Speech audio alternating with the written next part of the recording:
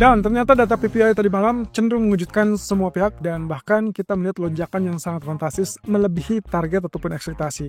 Kira-kira apakah fokus ini justru akan menggeser perubahan sentimen, ini kaitannya dengan suku bunga, atau mungkin kita masih tetap harus tunggu dengan agenda geopolitik yang akan tersaji hari ini. Ini dia ulasan. Ya, faktor penggerak market ada dua, yaitu dari data ekonomi. Kemarin atau tadi malam, inflasi PPI ternyata berhasil mengejutkan semua pihak, termasuk para pelaku pasar yang melihat ada lonjakan yang sangat mengejutkan ke 0,9% dari ekspektasi 0,2%. Jelas secara angka, jelas ini jauh lebih tinggi daripada ekspektasi, dan dari efek bulanan ataupun dari periode sebelumnya itu juga mengalami lonjakan dari 0% menjadi 0,9%. Tapi kira-kira dampak berikutnya akan seperti apa? Nah, kemudian juga yang harus kita lihat di sini adalah rencana pertemuan antara Trump dan Vladimir Putin yang baru akan terjadi nanti malam. Saya belum dapatkan agenda pastinya, tapi kurang lebih kita mungkin akan mencoba untuk memperkirakan apa yang akan terjadi dan juga hasilnya akan seperti apa. Tapi yang jelas kalau kita merunut kepada apa yang dilakukan oleh Trump dalam 2 hari terakhir, yaitu pertemuan dengan Eropa ataupun bahkan dengan Ukraina, kelihatannya ada kebimbangan di sini bagi Trump apakah ini akan berhasil atau tidak. Karena jelas kalau misalkan Anda lihat dari pernyataan-pernyataan Putin, juga yang relatif masih keras adalah dari Zelensky-nya sendiri. Ada penolakan, ada permintaan dari Putin, tapi ada penolakan juga dari Zelensky.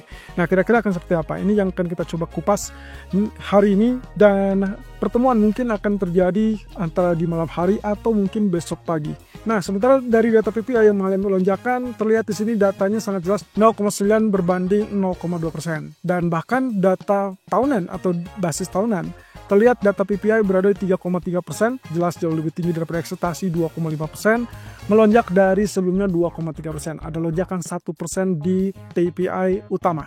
Sementara kalau lihat dari core PPI juga mengalami lonjakan ke 3,7% dari 2,3%. Ya, alangkah baiknya kalau misalkan kita lihat ini secara keseluruhan, artinya dari progres demi progres dia menunjukkan angka dari 2 atau 3 bulan terakhir. Nah, berarti lonjakan ini sepertinya masih atau baru terlihat di 1 bulan terakhir ya. Tapi kita lihat ya, dari permintaan terkait dengan jasa itu mulai kenaikan 1,1% berbanding minus 0,1% bulan sebelumnya. Sementara untuk barang itu mulai kenaikan 0,7% berbanding 0,3%. Cukup menarik ya. Dengan dampak seperti ini, bahkan para pelaku pasar menilai ada dampak dari tarif yang sudah mulai berlaku. Nah, yang terlihat dari apa yang terjadi dalam 2 atau 3 bulan terakhir adalah yang paling memungkinkan ini adalah dampak tarif dari kebijakan tarif terhadap China tentunya.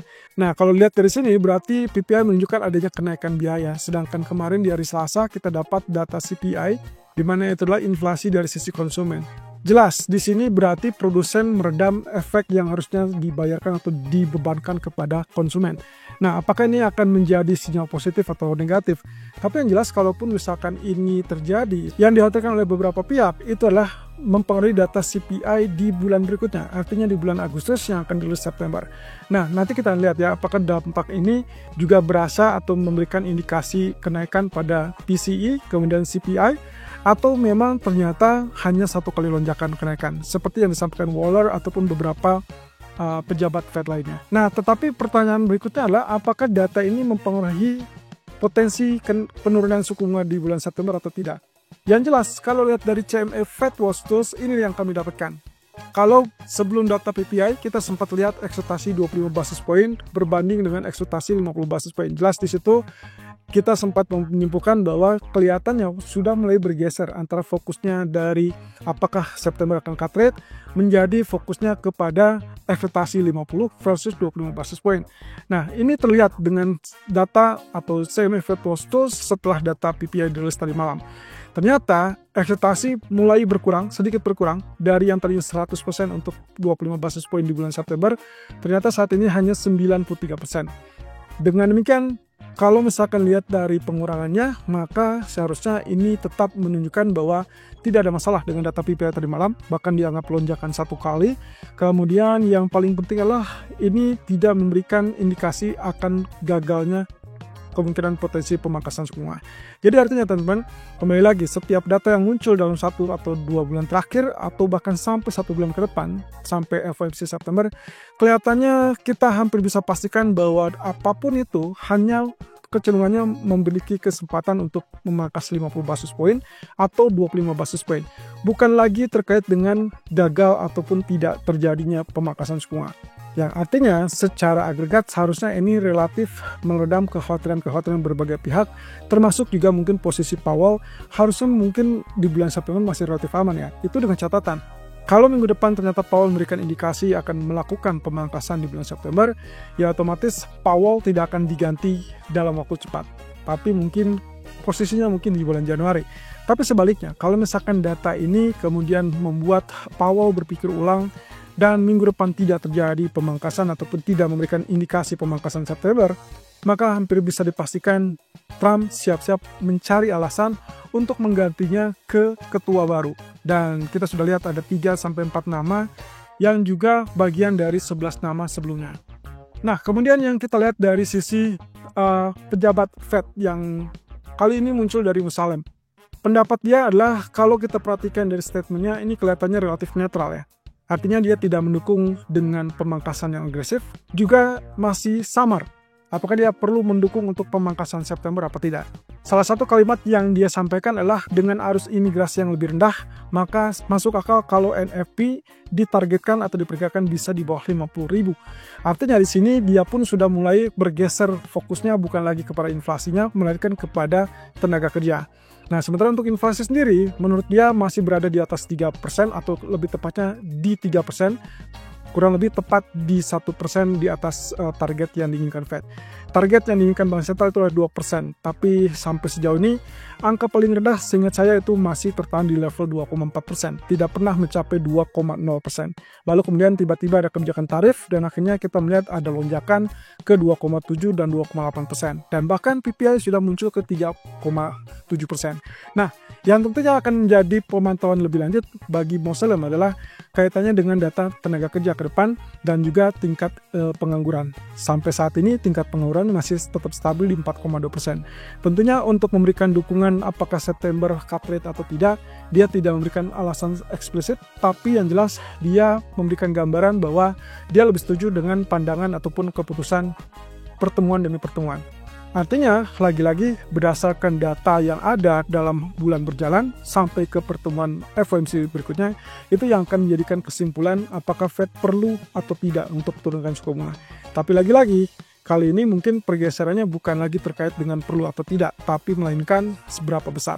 So, dari Musalem berarti menunjukkan bahwa kalaupun terjadi cut rate, entah itu September ataupun Oktober, maka yang paling memungkinkan adalah 25 basis point. Oke, kemudian kalau kita lihat dari kondisi yang terbaru, maka minggu ini hanya menyisakan data retail sales nanti malam yang dirilis jam 19.30, kemudian juga terkait dengan geopolitik, rencana pertemuan antara Trump dengan Vladimir Putin. Nah, untuk data retail sales nanti malam, tolong perhatikan, ekspektasinya adalah 0,3% dari 0,5%. Artinya, diperkirakan akan terjadi penurunan. Dan kalau misalkan lihat seperti ini, artinya ada kekhawatiran kecondongan bahwa apa yang terjadi dengan kenaikan harga yang mendorong kepada inflasi berdampak juga kepada daya beli masyarakat atau konsumen Amerika, yang sepertinya memberikan indikasi bahwa akan terjadi penurunan ataupun pelemahan dari sisi daya beli tersebut. Nah, ini pula yang memungkinkan bahwa memberikan gambaran kepada Fed kondisi ekonomi Amerika walaupun dikatakan solid, kuat, tapi kenyataannya adalah daya beli yang sudah mulai rapuh ataupun berkurang. Salah satunya juga ditujukan dengan alasan yang sebelumnya di awal tahun atau di awal bulan ini, yaitu kaitannya dengan data non-farm payroll yang terjadi revisi sangat tajam. Kalau misalkan betul-betul ini mendukung kepada alasan bahwa pasar tenaga kerja yang mulai melemah, maka hampir bisa dipastikan kita akan segera menuju kepada siklus pemangkasan semua. Artinya bukan hanya satu kali pemangkasan, melainkan beberapa rangkaian pemangkasan. Ini mirip dengan apa yang dikatakan oleh Scott Bessent, Menteri Keuangan Amerika kemarin. Oke, selanjutnya adalah terkait dengan the meeting. Ini adalah hari pertemuan di antara Trump dan juga Vladimir Putin. Kira-kira terjadi kesepakatan apa tidak? Oke, kalau seperti itu berarti kita coba merumuskan apa yang bisa menjadi skenario awal dan juga skenario yang tidak enak bagi market tentunya ya. Oke, yang pertama ini adalah pertemuan putaran pertama atau diartikan sebagai putaran pertama karena diharapkan nantinya akan ada putaran kedua. Putaran kedua itu nantinya kalau misalkan terjadi kesepakatan terlebih dulu. Artinya dalam pertemuan nanti itu diharapkan bahwa Putin setuju untuk gagasan gencatan senjata. Itu aja dulu. Kalau misalkan terjadi dan itu dianggap kesepakatan, maka yang terjadi berikutnya adalah putaran kedua. Pertemuan putaran kedua ini diagendakan untuk mempertemukan antara Zelensky dengan Vladimir Putin. Tentunya dengan penengah atau mediator Trump sendiri plus para pemimpin Uni Eropa. Nah, nantinya kalau memang ini terjadi kesepakatan lagi, yaitu kaitannya dengan kesepakatan gencatan senjata. Baik itu dengan ataupun tanpa syarat ya. Kalau kemarin kita dengarkan bahwa Putin memberikan syarat lepas 3 wilayah untuk dicakup oleh Rusia. Nah, kalau misalkan ternyata tanpa syarat pun, kalau memang ternyata terjadi kesepakatan atau untuk perdamaian atau gencatan senjata, berarti itu adalah best deal yang akhirnya berujung kepada perdamaian. Kalau itu terjadi, berarti indeks saham itu akan mengalami rally. Dan emas tentunya reda dengan sendirinya karena safe haven tidak lagi dilihat. Nah, kemudian dampak yang kedua, kalau misalkan skenario-nya adalah tidak ada kesepakatan. Anggap saja Putin ogah untuk bertemu dengan Zelensky, berarti menolak secara halus atau bahkan terang-terangan untuk tidak mau melakukan perdamaian. Di sisi lain, ini sangat wajar kalau misalkan kita lihat case-nya adalah 2 hari terakhir kita perhatikan pernyataan dari Zelensky yang mengatakan tidak mau untuk menyerahkan wilayah apapun kepada Rusia. Artinya, kalau misalkan seperti ini berarti akan ada ya kita mungkin sebutnya keras kepala dari kedua pihak dan akhirnya tidak berujung kepada pertemuan kedua apalagi ke arah perdamaian. Kalau ini yang terjadi berarti siap-siap Rusia menerima sanksi dari Amerika ataupun bahkan Uni Eropa. Uni Eropa sudah berjalan tapi kemungkinan bisa saja ditambahkan.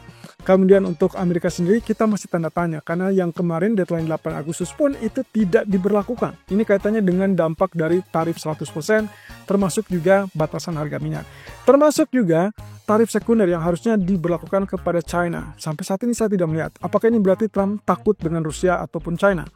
Cukup menarik ya. Tapi yang jelas ini akan menimbulkan ketidakpastian sehingga kita mungkin akan lihat ketegangan baru antara Rusia dengan Uni Eropa, dengan Amerika ataupun bahkan dengan Ukraina. Nah, kalau yang poin kedua ini yang terjadi, maka bisa dipastikan rally yang terjadi pasar saham itu akan terjadi penurunan, kemudian emas sebagai safe haven itu akan mengalami lonjakan kenaikan. Tapi di sisi lain, apapun statusnya, kita mungkin harus aware bahwa market sudah mulai mengantisipasi terkait dengan ekspektasi penurunan suku bunga di bulan September.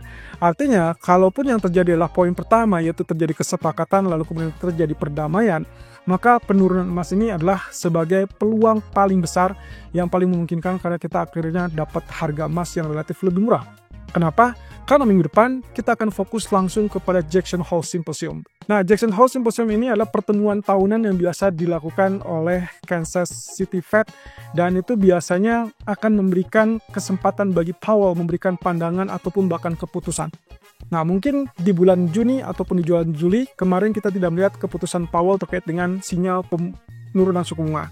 Tapi mungkin di Agustus ini, di saat pertemuan Jackson Hole Symposium, bisa saja Powell memiliki pandangan lain dan akhirnya memberikan indikasi bahwa syarat demi syarat yang diajukan sudah dipenuhi, maka September akan terjadi penyesuaian. Nah, ini akan kita juga coba bahas, kita rangkum. Saya akan tampil bersama Mr. Tomizu di hari Rabu untuk membahas ini. Dan kira-kira dampaknya akan seperti apa dan gambarnya akan seperti apa. Ada positif, ada juga sisi negatif tentunya yang harus kita antisipasi kalau ternyata Jackson Hole kali ini tidak memberikan indikasi terkait dengan penurunan suku bunga. So, jangan lewatkan di YouTube ataupun bahkan di Facebook dari Agrodana Futures Official.